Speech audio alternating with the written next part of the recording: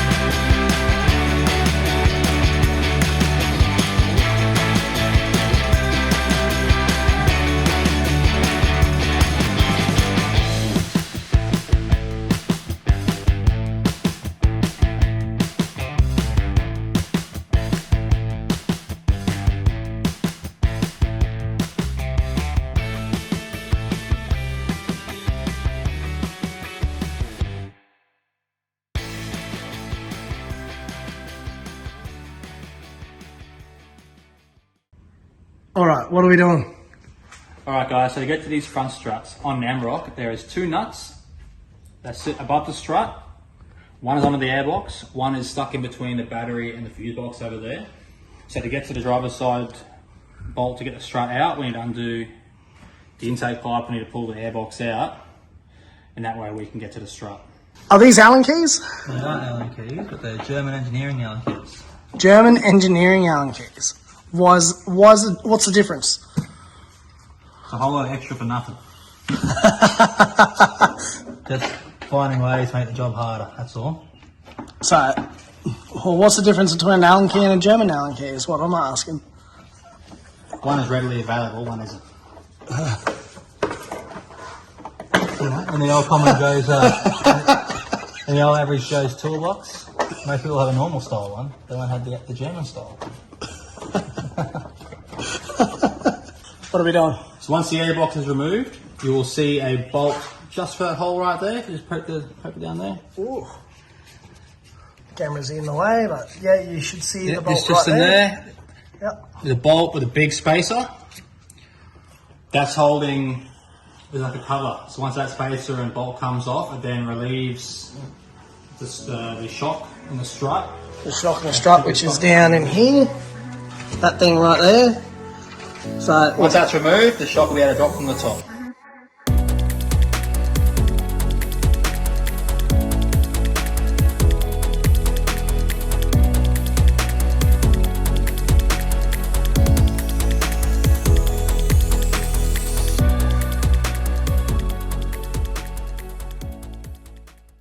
So we've undone the 16mm bolt to hold the control arm down to the knuckle here. Once that removed, that will then lift up. But before we get to that, we need to undo these brake lines, pull them off the back. Last thing we want is to drop this down and break the brake lines. brake line, and also has obviously a brake sensor, all those kind of things. You'd rather not break them. Do it right the first time. We're now into the 21. We're here to save money, not cost money, right? Yeah, that's right. So a 21mm socket on the outside. I'm going to grab a 21mm open end spanner as well. Open end. Yeah. Open end, top drawer. 21 was it?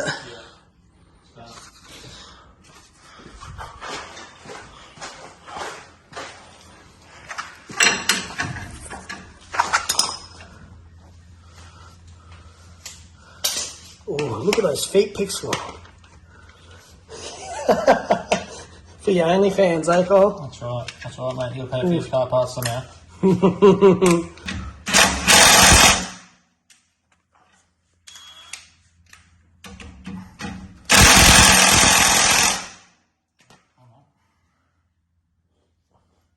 Well, I'd be putting that on the other side, not. No, it's because I used the fucking Milwaukee one last time. Ah.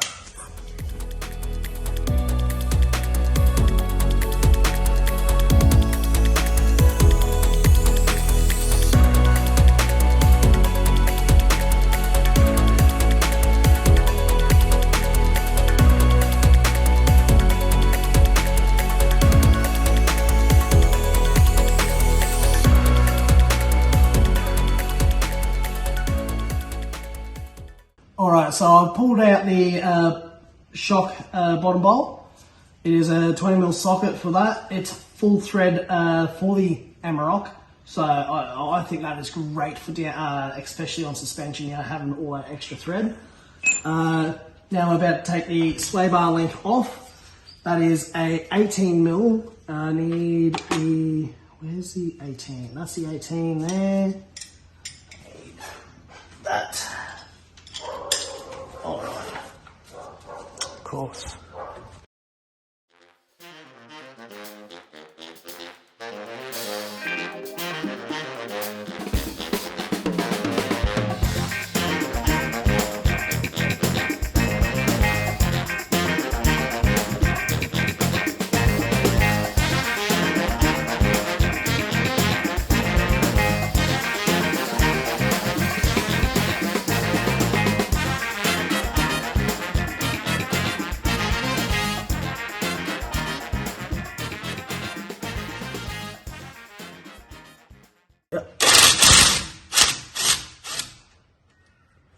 Easy, that one.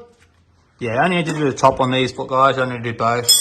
Once top bolt's undone, you can push it out and it frees it up from the shock. I need the old knockometer, mate. I'll grab it for you. Yeah.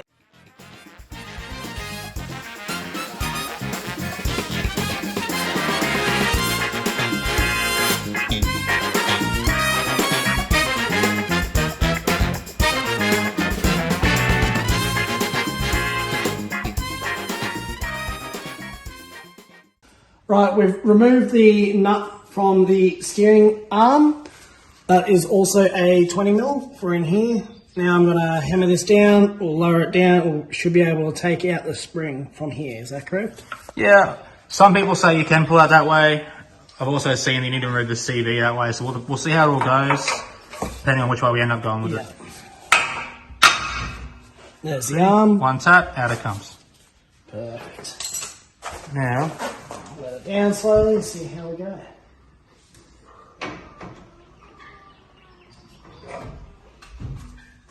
All right.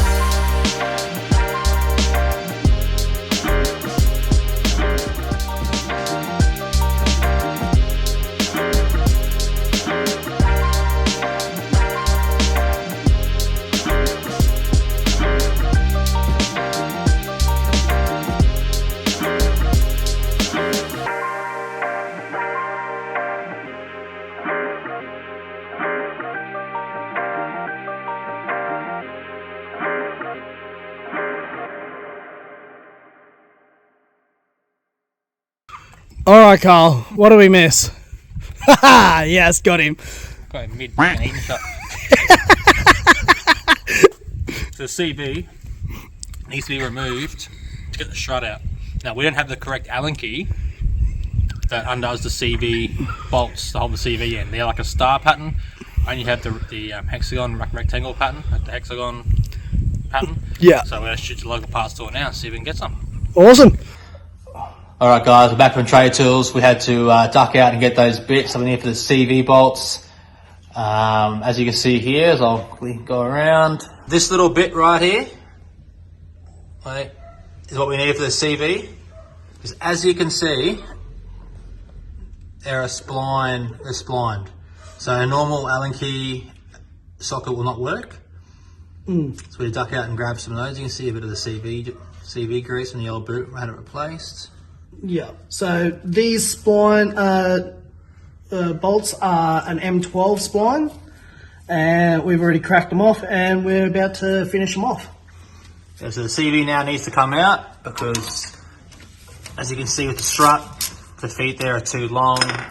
Until you drop the CV out, you can't get the strut out from the top there.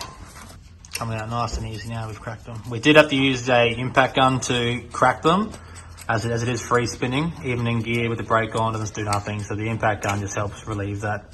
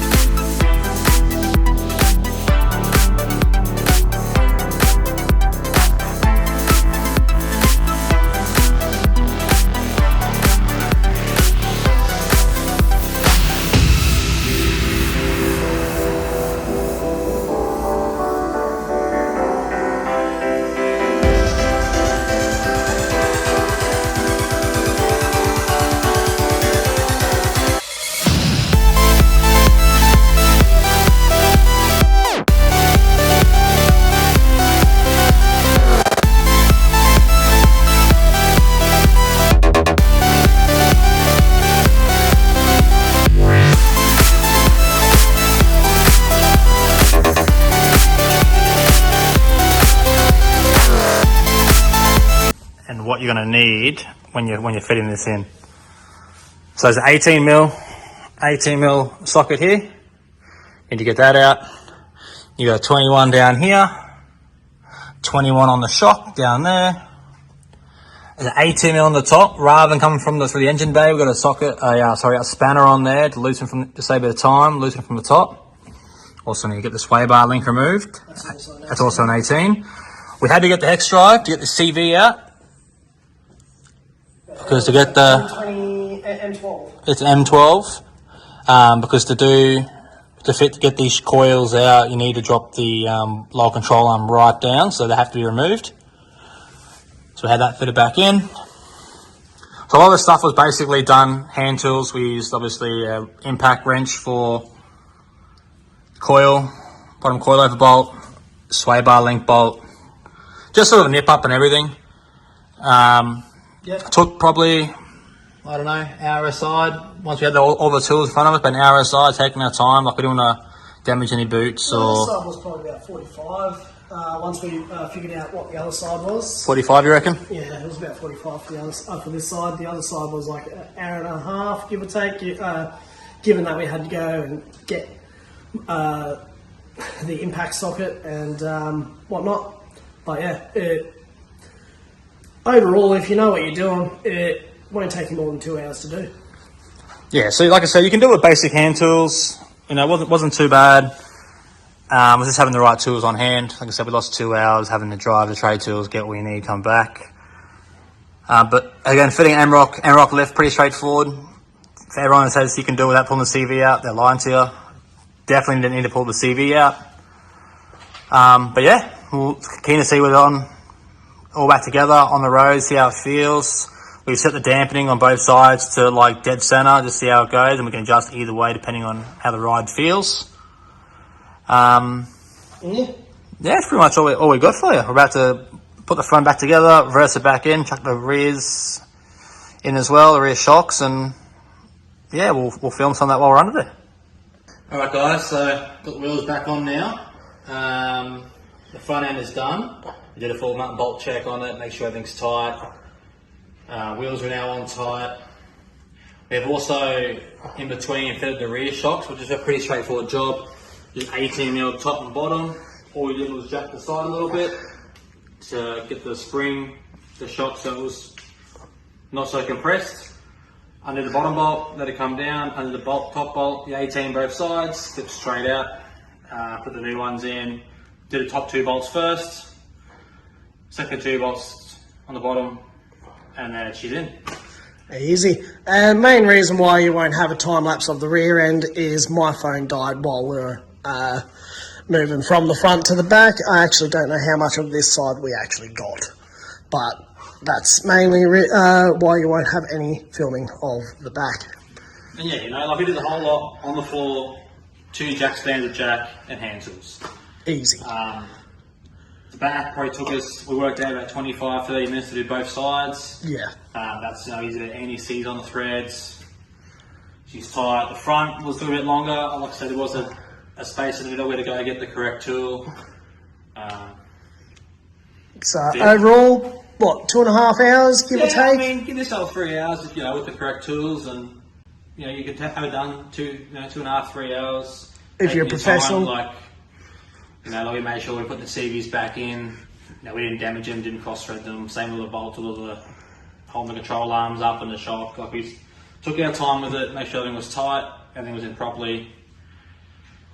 And yeah, see how she goes. Like, we set all the dampeners, front and rear, all to 0. So we'll go for a drive, see how it drives. A bit too bouncy, can adjust it. Obviously, we'll try it with some weight in the back, tie on a car trailer, whatnot, and we'll adjust it accordingly. But yeah, daily rig. She's got some new suspension. Yeah. Due for a wheel on it, and yeah, should be good to go for another few years. Get us around, get us doing what we need to do. And I just realised what's in the background. They're going to see the 35s that I've got. Yeah, you'll see in the background here, and you'll probably see the lift install before this video. Yeah, let's see what the timeline comes out. But Yeah, there's some 35s there for the Ute, for the ready to go for the second stage of the build. And yeah, you probably won't see too much of this thing. It's a trusty steed, workhorse. Just in the background, gets us around. Easy. Stay tuned, subscribe, follow. Yeah, we'll see you on the next one. See what we're talking about. Very flattered. Oh, I flooded. Yeah. Where's the flatties? Over here. Oosh. Look at the assortment. There you go.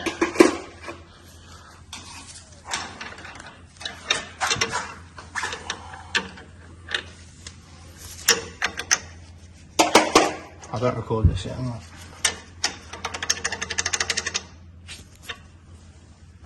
Bloody hell. We need a 16, this and that. Yeah. Wait, is this a good angle? Ew. How about now? Ooh.